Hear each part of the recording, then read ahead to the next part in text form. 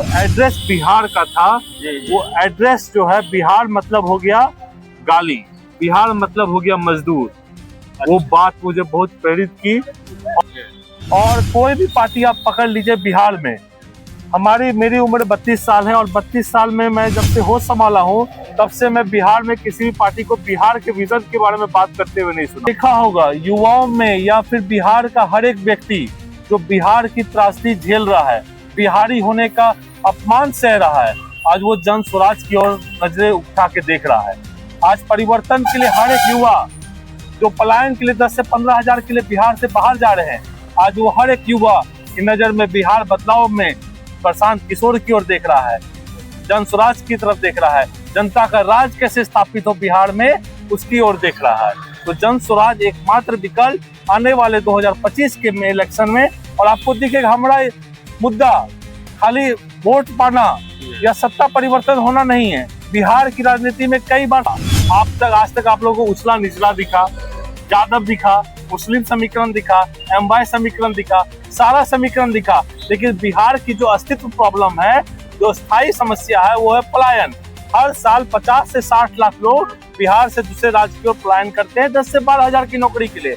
और उस माँ का दर्द को आप समझिए, उस बहन का दर्द को समझिए, जिसका बेटा, जिसका भाई अपना घर को छोड़ के प्रदेश में धक्के खाता है और 10 से 15 हजार की नौकरी करने के लिए विवश है। तो ये पलायन सबसे बड़ा मुद्दा है।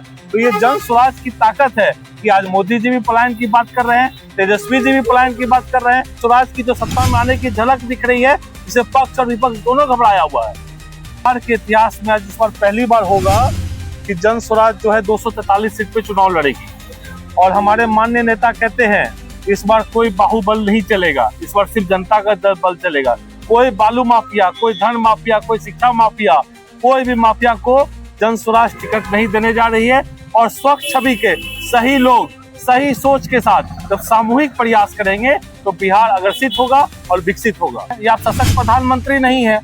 अमित शाह के अंडर में जो देश की सीमाएं हैं वो सुरक्षित नहीं है।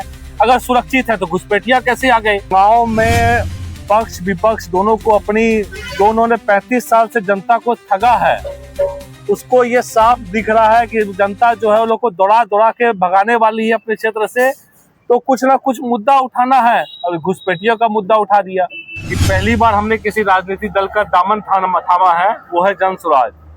और अर्श पे रहें या फर्श पे रहेंगे तो जन स्वराज के साथ ही। नमस्कार, आप देख रहे हैं द न्यूज स्कैन। आज हम बात करेंगे जन स्वराज के जिला सचिव और जन स्वराज के युवा विंग के प्रमंडलीय संयोजक हर्षप्रीत जी से। ये बिहार में बदलाव की राजनीति करना चाहते हैं, बिहार को बदलना चाहते हैं। इसी सोच के तहत, इसी सपना लेकर ये बिहार की राजनीति में उतरे हैं। खास करके भागलपुर की राजनीति में ये पिछले कई महीनों से सक्रिय हैं। हर्षप्रीत जी, आपका स्वागत है। बहुत बहुत नमस्कार मदन जी, आपका अपने चैनल के माध्यम से मुखातिब होने का अवसर प्राप्त किया। बहुत बहुत शुक्रगुजार हूँ, धन्यवाद हूँ आपका। हर्षप्रीत जी, आप तो अच्छा खासा व्यवसाय में थे, अचानक आप राजनीति में कैसे आ गए? सर, आपने बहुत अच्छा कहा कि व्यवसाय में मैं था, बहुत दिन से था व्यवसाय में। 7-8 साल से भागलपुर शहर में व्यवसाय कर रहा हूँ।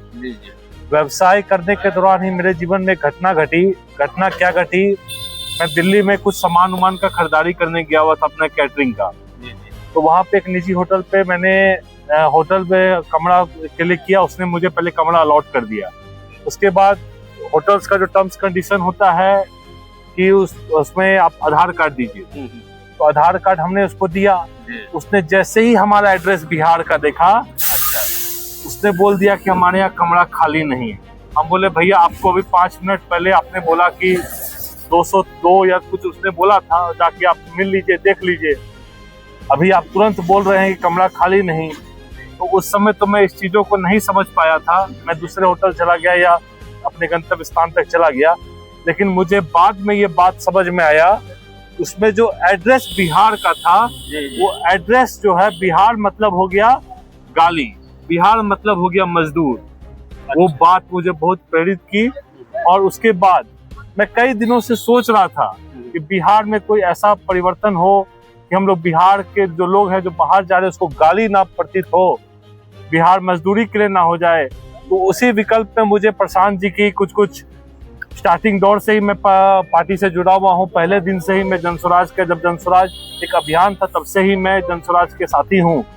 और प्रशांत जी का जो विजन था, उनका विजन पूरे बिहार को बदलने का और बिहार को पिछड़ा से अग्रसित राज्य में लाने का विजन था। यही चीज मुझे प्रेरित करके आज राजनीति में ले आया और आज मैं जनस्वराज का प्रमंडल संयोजक भी हूँ। इसी सवाल से जुड़ा हुआ ये मेरा अगला सवाल है कि जनस्वराज से आप जुड़े, देश में और बिहार में कई पार्टियां हैं, बीजेपी है, आरजेडी है, कांग्रेस है, कई पार्टियां हैं। आखिर जनस्वराज से क्यों, कैसे और कब जुड़े? जनस्वराज से सर मैं 4 मई 2022 को जुड़ा। 2 मई 2022 को प्रशांत जी ने घोषणा किया बिहार में हम एक नई शुरुआत करेंगे। 4 मई 2022 को हमने अपना ऑनलाइन रजिस्ट्रेशन करवा लिया उसी दिन। और उनके बातों से ये लगा, उनका विजन जो था बिहार को बदलने के लिए स्पष्ट था। और कोई भी पार्टी आप पकड़ लीजिए बिहार में, मेरी उम्र 32 साल है और 32 साल में मैं जब से होश संभाला हूँ तब से मैं बिहार में किसी भी पार्टी को बिहार के विजन के बारे में बात करते हुए नहीं सुना हूँ। कोई पार्टी आती है, हिंदू मुस्लिम, जात पात, उछला निचला, इसी सब चीजों में फंसी हुई रह गई है। पहली बार प्रशांत किशोर जी बिहार के मुद्दे को लेके आए, जो मुझे बहुत अंतर तक प्रभावित किया। और आज मैं फिर से जनस्वराज के साथ हूँ और अपने अंतिम समय तक जनस्वराज के साथ ही रहूंगा। हर्षप्रीत जी, ये बताइए कि जनस्वराज और जनता के बीच सबसे बड़ा सेतु क्या है जिसे आप मजबूत कर रहे हैं या मजबूत करना चाहते हैं? आप देख रहे हैं कि अभी हम लोग ये पूरा इंटरव्यू जो है, हम लोग ये कहीं से जनसंपर्क करके आ रहे थे, लोगों से मिल के आ रहे थे और हम लोग बीच रास्ते में ही मिले और इनसे कहे कि आप एक साक्षात्कार हम मेरे साथ कीजिए, और यहाँ हम लोग कर रहे हैं और चाय की बहुत भी ले रहे हैं। बहुत धन्यवाद है भैया आपका। आपने देखा होगा युवाओं में या फिर बिहार का हर एक व्यक्ति जो बिहार की त्रासदी झेल रहा है, बिहारी होने का अपमान सह रहा है, आज वो जनस्वराज की ओर नजरें उठा के देख रहा है।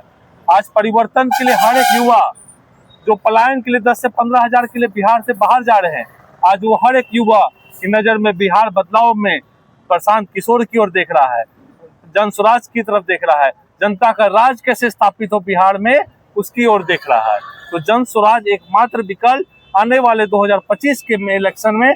और आपको दिखेगा हमारा मुद्दा खाली वोट पाना या सत्ता परिवर्तन होना नहीं है। बिहार की राजनीति में कई बार सत्ता परिवर्तन पहले भी हुआ, लेकिन व्यवस्था आज तक परिवर्तन नहीं हो सकी। सत्ता को बदलने के साथ साथ हम लोग का व्यवस्था परिवर्तन करने का मुहिम है, जिसको जनस्वराज का पूरा उसके पास रोड मैप तैयार है। आज का जो राजनीति है, आज की राजनीति में पैसा और धनबल इसका बोलबाला है। आप भी जानते हैं कि अभी के राजनीति में पैसा यानी कि धनबल और बाहुबल का बोलबाला है। ऐसे में आपकी पार्टी और आप, हमारे माननीय नेता कहते हैं कि इस बार 2025 का जो चुनाव में वो प्रत्याशी उतारेंगे 243 सीट में। और बिहार के इतिहास में आज इस बार पहली बार होगा कि जनस्वराज जो है 243 सीट पे चुनाव लड़ेगी। और हमारे माननीय नेता कहते हैं इस बार कोई बाहुबल नहीं चलेगा, इस बार सिर्फ जनता का बल चलेगा। कोई बालू माफिया, कोई धन माफिया, कोई शिक्षा माफिया, कोई भी माफिया को जनस्वराज टिकट नहीं देने जा रही है।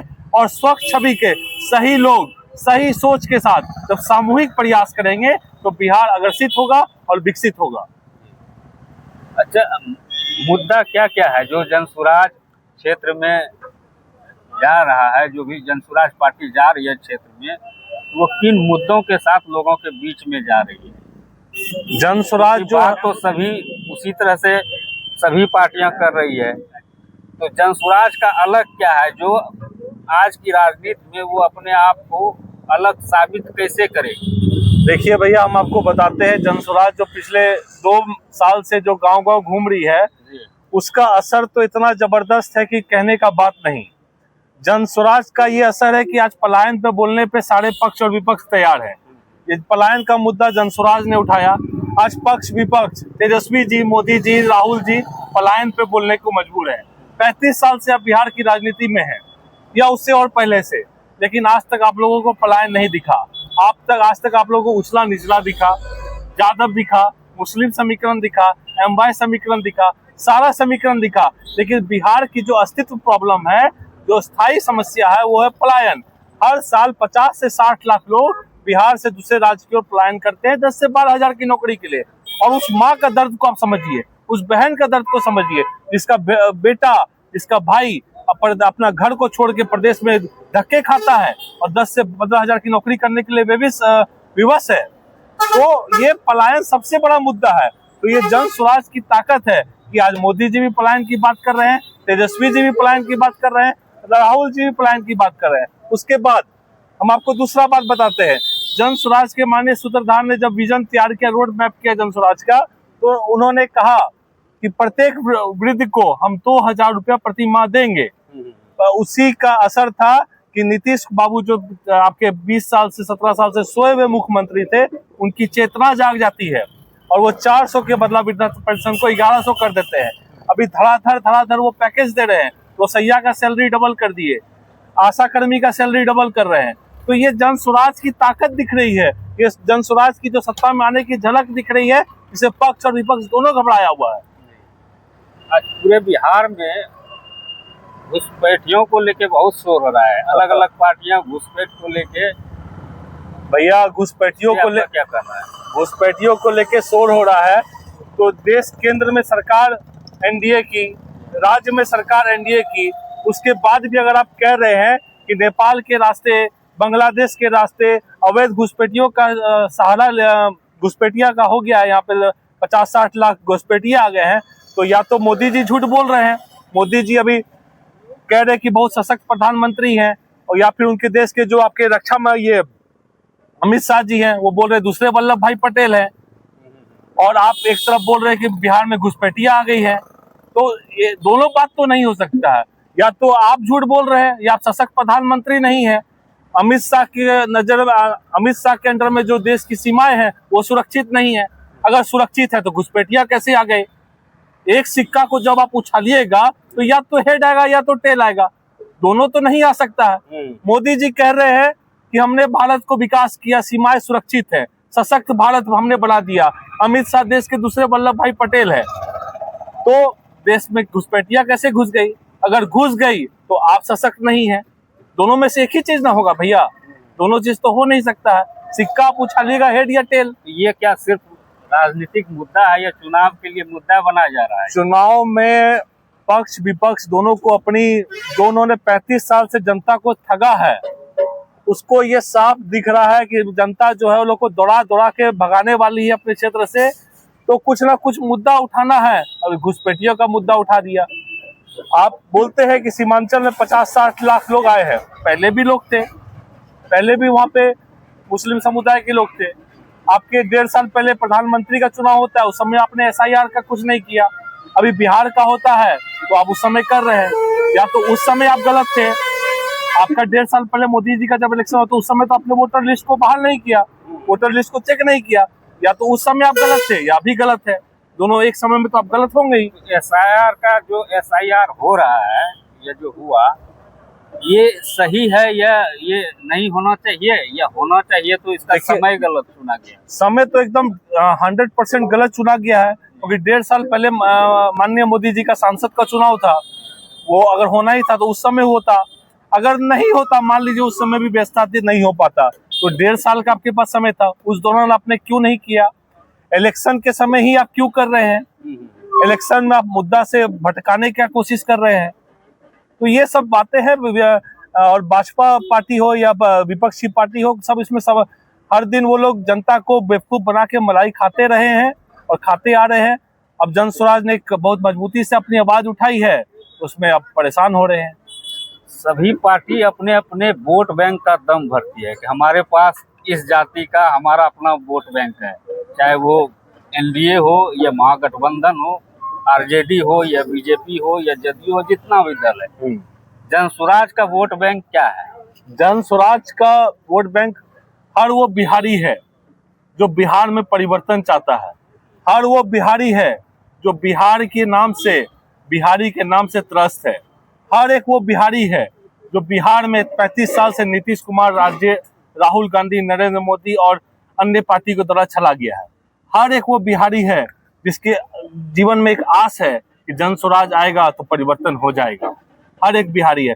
आपको बता दें आंकड़ा, 60% बिहार की ऐसी जनता है जो परिवर्तन चाहती है, और 60% आपको जब चुनाव आते आते दिखेगा प्रशांत जी की सभाओं में, यह जन स्वराज के प्रति लोगों का लुभान इतना तेजी से बढ़ रहा है कि आने वाले समय में पक्ष विपक्ष दोनों कट के साफ हो जाएगा और जन स्वराज ही एकमात्र विकल्प दिखेगा। अगर जन स्वराज विकल्प बनेगा और सत्ता में आने का मौका मिलता है तो प्राथमिकता क्या क्या होगी, कौन कौन सा काम होगा? जन स्वराज अगर सत्ता में तो आ ही रहा है भैया, आप लोगों की मदद से, जो बिहार के हर एक वासियों की उम्मीद से जन स्वराज तो सत्ता में आ रहा है। जन स्वराज जैसे कि हमारे माननीय नेता कहते हैं, जन स्वराज आने के बाद वो मुख्य 5 चीजों पे वो काम करेंगे। पहला है युवाओं का पलायन बंद, 10 से 12 हजार का रोजी रोजगार का व्यवस्था अपने प्रदेश में, अनुमंडल में, अपने जिला में कर दिया जाएगा। महिलाओं को सस्ता ऋण दिया जाएगा, सस्ता लोन दिया जाएगा 4% ब्याज पे। उसके बाद वृद्धों का वृद्धा पेंशन 2000 रुपया प्रति माह कर दिया जाएगा। उसके बाद बच्चों की सबसे बड़ी परेशानी है शिक्षा के लिए, शिक्षा के लिए जो शिक्षा का प्रावधान किया जाएगा, नेटल हाट जैसी व्यवस्था अनुमंडल प्रमंडल में खोली जाएगी। और उसके अलावा खेती करने के लिए 2500 रुपया महीना दिया जाएगा किसानों को, जो खेती किया जाए, जिससे आप अपना मजदूरी को रख सके, बढ़िया से खेती कर सके। ये 5 मुद्दों पे हमारी पार्टी काम कर रही है। चुनाव की अब तो आचार संहिता बहुत जल्द लगने ही वाला है। दुर्गा पूजा के बाद संभवतः जो चर्चाएं चल रही है कि उसमें आचार संहिता लागू हो जाएगी, फिर चुनाव का पूरा सभी पार्टियां चुनाव में चली जाएंगी। जी। फिर अब जनता किसको समर्थन देती है, किसको आशीर्वाद देती है? जनता इस बार 100% जन स्वराज को समर्थन दे रही है। इसमें कहीं किंतु परंतु अगर मगर कुछ नहीं है। आप देखिएगा कि 2025 का जब चुनाव का नतीजा आएगा तो जन स्वराज जो है बहुमत के साथ सरकार में इस बार स्थापित होगी, और बिहार में एक नई परिगाथा जन स्वराज के द्वारा लिखी जाएगी। जात पात के इस प्रदेश में नई परिगाथा 2025 लिखेगा। कितनी सीटों का अनुमान है आप लोग का, कितनी सीट जीत रहे हैं? सरकार बना रहे हैं भैया हम लोग, 100% सरकार बना रहे हैं अपने ही दम पे। अपने ही दम पे 243 लड़ रहे हैं और अपने ही दम पे हमारी पार्टी सरकार बना रही है। अगर 40, 50, 60 सीट आती है, अगर आती है, उसमें क्या किसी के साथ गठबंधन भी हो सकता है? हमारे माननीय नेता कहते हैं कि अगर 40-50 सीटें आती है, कोई भी गठबंधन नहीं, न प्री न पोस्ट, कोई भी गठबंधन हम लोग नहीं करेंगे। अगर मान लीजिए जनता ने हमें नहीं स्वीकारा, 40-50 सीट मात्र आती है, तो हम लोग 2029 के लिए मेहनत करेंगे और दुगनी ताकत से मेहनत करेंगे। लेकिन बहुत बहुत धन्यवाद। ये थे जन स्वराज के जिला सचिव हर्षप्रीत जी। ये अपनी सोच और संकल्प के साथ जनता के बीच जा रहे हैं। अब देखना यह दिलचस्प होगा कि जनता किसे मौका देती है।